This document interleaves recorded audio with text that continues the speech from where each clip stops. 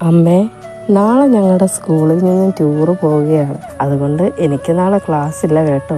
ഇത് പറഞ്ഞാണ് ഞാൻ അന്ന് രാത്രി കിടന്നുറങ്ങാൻ പോയത്. അന്ന് ഞാൻ 8ാം ക്ലാസ്സിലായിരുന്നു പഠിക്കുന്നത്. സ്കൂളിൽ നിന്ന് ടൂറിന് അച്ഛൻ വിടില്ല എന്നെനിക്ക് ഉറപ്പായിരുന്നു.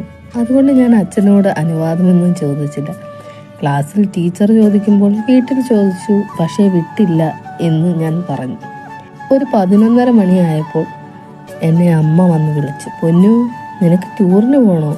ഞാൻ എന്തോ പിച്ചുമ്പയും പറഞ്ഞ് തിരിഞ്ഞു കിടന്നുറങ്ങി എന്നാണ് പിന്നീട് ഞാൻ അറിഞ്ഞത്.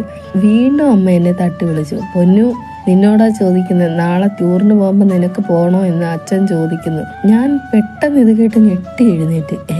എന്നെ ടൂറിന് വിടുന്നു? ഞങ്ങളുടെ അടുക്കളയിൽ ഒരു ബെഞ്ചും ഡെസ്കും ഇട്ടിട്ടുണ്ട്.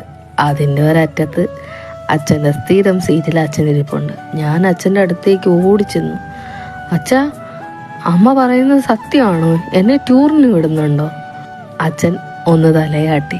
എൻ്റെ ജീവിതത്തിൽ എനിക്ക് ഏറ്റവും സന്തോഷം തോന്നിയ ഒരു നിമിഷമാണിത്.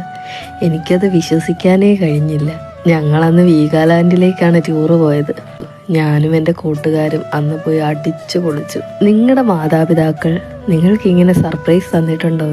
ഞങ്ങളുടെ അച്ഛനും അമ്മയും ഞങ്ങൾക്ക് പ്രിയപ്പെട്ടവരാകാൻ കാരണം ഇതൊക്കെ തന്നെയായിരുന്നു.